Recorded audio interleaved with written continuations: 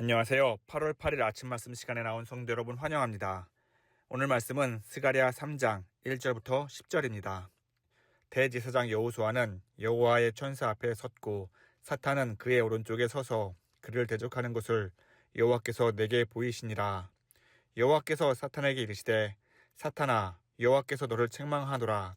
예루살렘을 택한 여호와께서 너를 책망하노라. 이는 불에서 꺼낸 그슬린 나무가 아니냐 하실 때에 여호수아가 더러운 옷을 입고 천사 앞에 서 있는지라. 여호와께서 자기 앞에 선 자들에게 명령하사 그 더러운 옷을 벗기라 하시고 또 여호수아에게 이르시되 내가 내 죄악을 제거하여 버렸으니 내게 아름다운 옷을 입히리라 하시기로 내가 말하되 정결한 관을 그의 머리에 씌우소서 하매 곧 정결한 관을 그 머리에 씌우며 옷을 입히고 여호와의 천사는 곁에 섰더라.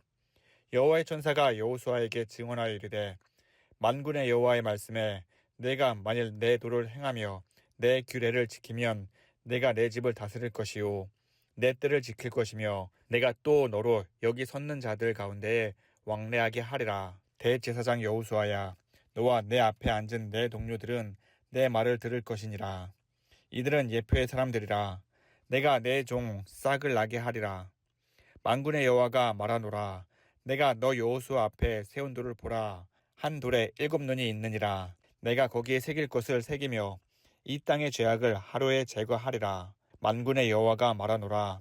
그 날에 너희가 각각 포도나무와 무화과 나무 아래로 서로 초대하리라 하셨느니라. 아멘. 스가랴 3장은 선지자 스가랴가 본 네 번째 환상의 기록으로 그 무대는 지상에서 천상으로 옮겨집니다. 환상 속 장면은 마치 하나님의 법정처럼 펼쳐지며 대제사장 여호수아가 여호와의 천사 앞에 서 있고 그의 오른편에는 사탄이 서서 그를 고소하고 있습니다. 이 모습은 욥기 1장을 연상케 합니다. 사탄이 욥의 삶을 의심하며 하나님 앞에서 그의 신실함을 문제 삼았듯이 이곳에서도 사탄은 여호수아의 허물을 끄집어내어 정죄합니다. 놀라운 사실은 사탄의 고발이 허위가 아니라는 점입니다. 3절을 보면 여호수아는 더러운 옷을 입고 서 있습니다. 이는 그의 내면에 있는 죄와 부정함을 나타냅니다. 겉으로는 대제사장으로서 거룩한 직무를 수행하고 있었지만 실제로는 하나님 앞에서 정결하지 못한 상태였습니다. 사탄은 이 사실에 근거해 여호수아를 대적하고 있었던 것이지요. 그러나 하나님은 이에 대해 놀라운 반응을 보이십니다. 하나님은 여호수아가 아닌 사탄을 강하게 꾸짖습니다. 2절입니다. 여호와께서 너를 책망하노라. 예루살렘을 택한 여호와께서 너를 책망하노라. 동일한 말씀이 2번 반복함으로써 하나님은 자신의 주권과 권위로 사탄의 고발을 거부하십니다. 그러면서 하나님은 이는 불에서 꺼낸 그슬린 나무라고 말씀하십니다. 비록 타버리고 상처 입은 상태일지라도 여전히 하나님의 손에 붙들려 있는 존재임을 보여주고 있는 것이지요. 이는 이스라엘과 대제사장 여호수아의 현실을 깊이 있게 반영하고 있습니다. 그들은 과거 우상숭배와 불순종으로 인해 하나님의 징계를 받아 바벨론의 포로로 끌려갔고 예루살렘 성전도 파괴되는 심판을 경험했습니다. 겉으로 보기에는 하나님의 백성으로서의 영광을 완전히 잃어버린 것처럼 보였습니다. 그러나 하나님께서는 그들을 버리지 않으셨습니다. 그들은 여전히 하나님의 언약 가운데 있는 백성이자 하나님께서 친히 택하신 자들이었기 때문이지요. 이 메시지는 오늘날 우리에게도 그대로 적용됩니다. 사도 바울이 의인은 없나니 하나도 없으며 라고 말한 것처럼 그 누구도 하나님 앞에서 스스로 의롭다 말할 수 없습니다. 우리 모두는 죄로 인해 하나님과 단절되었고 겉으로 보기에는 괜찮아 보여도 내면은 죄로 인해 더럽혀져 있습니다. 이 사실을 알매도 불구하고 우리는 우리의 연약함과 허물을 스스로 해결할 수 있는 힘과 능력이 있는 것도 아닙니다. 하지만 하나님은 바로 우리의 연약함을 아시고 동정하시며 긍휼히 여기십니다. 시편 103편 13절과 14절을 보면 아버지가 자식을 긍휼히 여김같이 여호와께서는 자기를 경외하는 자를 긍휼히 여기시나니 이는 그가 우리의 체질을 아시며 우리가 단지 먼지뿐임을 기억하심이로다. 하나님은 우리의 연약함을 책망하지 아니하시고 연민 어린 눈으로 바라보시며 회복시킵니다. 그래서 우리는 죄인임에도 불구하고 예수님의 은혜로 말미암아 담대히 하나님 앞에 나아갈 수 있습니다. 히브리서 4장 16절 이렇게 말합니다. 그러므로 우리는 긍휼하심을 받고 때를 따라 돕는 은혜를 얻기 위하여 은혜의 보좌 앞에 담대히 나갈 것이니라. 하나님은 오늘도 우리가 완전해서가 아니라 그의 택하심과 은혜로 우리를 붙드십니다. 우리 안에 어떠한 자격이 있지 않더라도 그분의 신실함 때문에 우리는 결코 버려지지 않습니다. 오늘 말씀을 보면 하나님은 자기 앞에 선 자들에게 여호수아가 입은 더러운 옷을 벗기라고 명하시고 내가 내 죄악을 제거하였으니 이제 내게 아름다운 옷을 입히리라 하고 선언하십니다. 이는 단순한 외적인 변화가 아니라 여호와께서 여호수아를 완전히 새롭게 하시는 선언입니다. 하나님은 죄 가운데 있는 하나님의 백성을 고아처럼 내버려 두지 않으십니다. 하나님의 아들 예수님을 이 땅에 보내셨고 예수님은 세상에서 소외당하고 슬픔과 고통 겪는 자들과 함께 오셨습니다. 그리고 세상의 모든 죄를 짊어지시고 십자가 위에 오르셨습니다. 그 십자가 위에서 예수님은 다 이루었다고 외치셨습니다. 이 말씀은 구속의 완성이며 하나님의 구원 계획이 성취되었음을 선포하는 말입니다. 그 순간 죄의 장벽은 무너졌고 모든 믿는 자에게 새로운 생명의 길이 열렸습니다. 이 구속의 은혜는 단지 죄 사함에 그치지 않고 우리를 완전히 새로운 존재로 변화시킵니다. 사도 바울은 이렇게 말합니다. 그런즉 누구든지 그리스도 안에 있으면 새로운 피조물이라. 이전 것은 지나갔으니 보라 새 것이 되었도다. 예수 그리스도 안에 있는 우리는 더 이상 과거의 죄와 정죄에 매인 자들이 아닙니다. 하나님께서 주시는 새 생명으로 덧입은 새로운 피조물이고 새로운 정체성을 가진 하나님의 자녀가 되었습니다. 이전의 허물과 죄책감은 다 지나가고 우리는 이제 그리스도 안에서 의롭다 하심을 얻은 자요 하나님의 사랑을 입은 존귀한 존재가 된 것이지요. 오늘 말씀 5절에서는 여호수아가 정결한 관을 머리에 쓰고 새 옷을 입는 장면이 나옵니다. 이는 하나님께서 그에게 새로운 신분과 권위를 부여했음을 상징합니다. 정결한 관은 존귀함을 상징하고 새 옷은 의로움과 거룩함을 나타냅니다. 여호수아는 더 이상 사탄에게 정죄함을 받는 자가 아니라 하나님의 은혜로 회복된 자, 그리고 더 나아가서 사명을 다시 감당할 수 있는 자로 굳게 서게 된 것이지요. 이뿐 아닙니다. 여호수아의 신분의 변화를 뚜렷하게 보여주는 장면이 있습니다. 1절에서 여호수아는 여호와의 천사 앞에 서 있는 모습으로 등장합니다. 이는 심판을 받는 자, 곧 피고인의 위치를 의미합니다. 그러나 5절에서는 그 위치가 바뀝니다. 여호와의 천사가 여호수아 곁에 서 있는 자로 나타납니다. 이 변화는 단순한 문장의 순서가 아니라 신분의 전환을 상징합니다. 고발받던 자가 이제는 하나님의 사자와 함께 서 있는 자, 곧 동행자요, 사명을 위임받은 자로 세워진 것입니다. 이 장면은 복음 안에서 변화된 우리 자신의 모습을 예표하는 그림이기도 합니다. 예수 그리스도의 십자가 공로로 인해 우리 또한 과거의 죄인이 아니라 하나님의 은혜로 새로운 피조물이 되었습니다. 예수님은 우리에게 이렇게 말씀하십니다. 이제부터 너희를 종으로 하지 아니하고 너희를 친구라고 부르겠다. 예수님은 우리를 더 이상 두려움에 얽매인 종으로 대하지 아니하시고 자신의 뜻을 나누는 친구로 삼아주셨습니다. 이는 주님과의 관계 안에서의 신분 변화이고 영광스러운 은혜입니다. 또한 사도 바울은 로마서 8장 15절에서 이렇게 말합니다.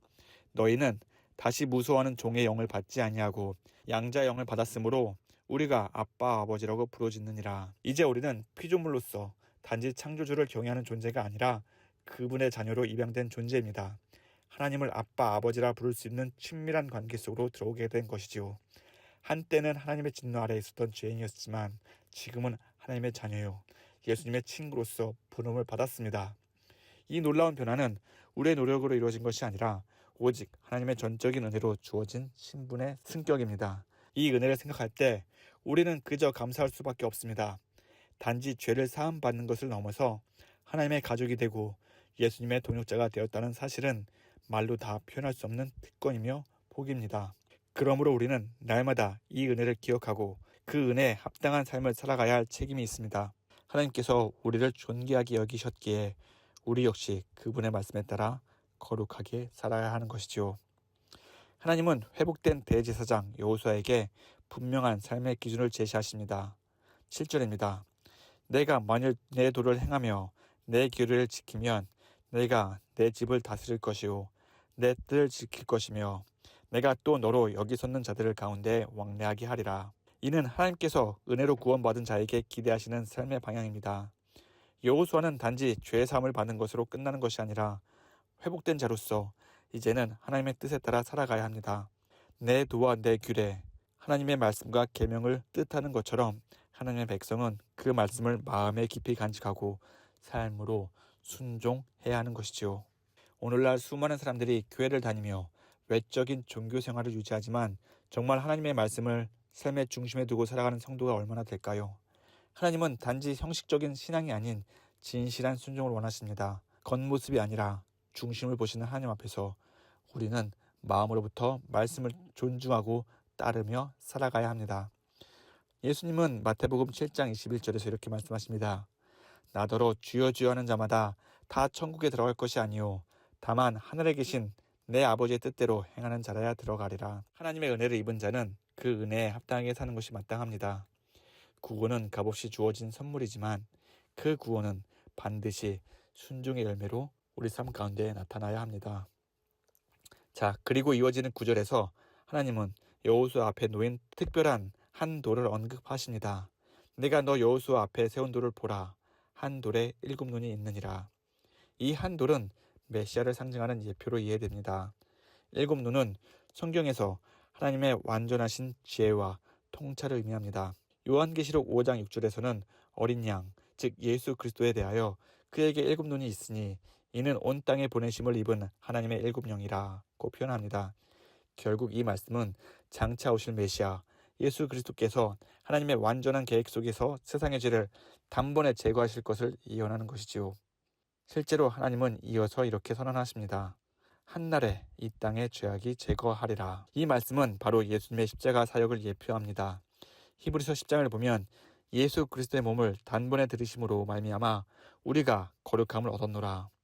죄로 인해 무너진 백성을 하나님은 메시아를 통해 완전히 회복시킬 것이며 단 한 번의 희생으로 죄를 깨끗하게 하시겠다는 약속을 맺으신 것이지요. 그리고 마침내 10절에서는 그 구원의 결말로서의 아름다운 장면이 펼쳐집니다. 그 날에 너희가 각각 자기의 이웃을 포도나무와 무화과 나무 아래에 초대하리라. 포도나무와 무화과 나무는 성경에서 평안과 안식과 풍요와 기쁨을 상징하는 표현입니다. 하나님의 구원이 임할 때에 이전에는 죄와 두려움과 고통 속에 눌려있던 자들이 이제는 하나님의 은혜 안에서 참된 화평을 누리게 됩니다. 이 초대는 단지 미래의 종말적인 안식만이 아니라 지금 이 땅에서 믿는 자들에게 주어지는 평안의 시작이기도 합니다. 예수님께서 마태복음 11장 28절에서 주시는 초대가 바로 그것입니다. 수고하고 무거운 짐 진 자들아 다 내게로 오라. 내가 너희를 쉬게 하리라. 우리는 더 이상 죄의 짐과 세상의 무게를 혼자 짊어지며 살아가는 존재가 아닙니다. 하나님의 은혜로 예수님의 십자가 공로로 인해 우리는 죄에서 해방이 되었고 참된 안식으로 초대받았습니다. 그 안식은 단지 외적인 모습에서 편해졌다는 의미가 아니라 하나님과의 관계가 회복됨으로 누리는 영혼의 깊은 평화입니다. 하나님의 긍휼과 은혜 가운데 오늘도 우리는 하나님의 자녀로 예수님의 친구로 살아가게 될 것입니다. 우리의 신분은 더 이상 죄의 종이 아닌 하나님의 사랑받는 백성이며 예수 그리스도의 동행자입니다. 그러니 날마다 베풀어 주시는 예수님의 은혜를 깊이 묵상하며 그 은혜가 주는 기쁨과 평안 속에서 믿음으로 승리하는 삶을 살아가는 저와 여러분 되기를 간절히 기원합니다. 우리 다 함께 기도하겠습니다. 사랑과 은혜가 충만하신 하나님 아버지, 오늘도 주와 동행하는 삶 살게 해주심을 감사합니다. 우리의 삶을 뒤돌아보면 모든 것이 은혜이며 예수님의 사랑이 가득했음을 고백합니다. 우리가 살아가면서 하나님의 이름을 높이며 주의 뜻대로 살아가게 하여 주옵소서. 하나님이 주신 은혜를 생각해 볼 때 어찌 세상의 눈을 돌리고 주의 낯을 피해 살아가겠습니까? 말씀을 읽고 묵상하며 주님이 인도하심에 따라 순종하며 살아가는 삶 살게 하여 주시옵소서. 하나님, 우리 교회가 세상의 빛을 발하는 교회가 되게 하여 주시옵소서. 인생의 길과 소망을 잃어버린 자들에게 주의 말씀을 비추는 교회가 되게 하여 주시고 모든 예배 가운데 하나님의 임재를 경험하는 교회가 되게 하여 주시옵소서. 하나님, 우리 자녀를 위해서 기도합니다. 우리 자녀들 항상 주님의 품 안에서 성장하게 하여 주시옵소서. 예수님을 알아가는 기쁨을 알게 하여 주옵시고 삶의 의미와 목적을 주님의 말씀 안에서 찾는 주의 자녀가 되게 하여 주옵소서. 이제 새로운 학기를 맞이합니다. 우리의 자녀들 건강을 지켜주시고 지혜를 주셔서 학업 가운데에 어려움 없도록 주님 인도하여 주옵시고 이 모든 것들이 다 하나님의 영광이 되게 하여 주옵소서. 하나님, 오늘도 우리의 삶 주님께 맡깁니다. 오늘도 나의 힘과 능력이 아닌 성령의 이끄심에 따라 살아가는 삶 살게 하여 주시옵소서. 이 모든 말씀 살아계신 우리 주 예수 그리스도의 이름으로 기도합니다. 아멘. 오늘도 날씨가 매우 덥습니다. 건강 조심하시고 예수님 안에서 평안함을 누리시기를 간절히 기원합니다. 감사합니다.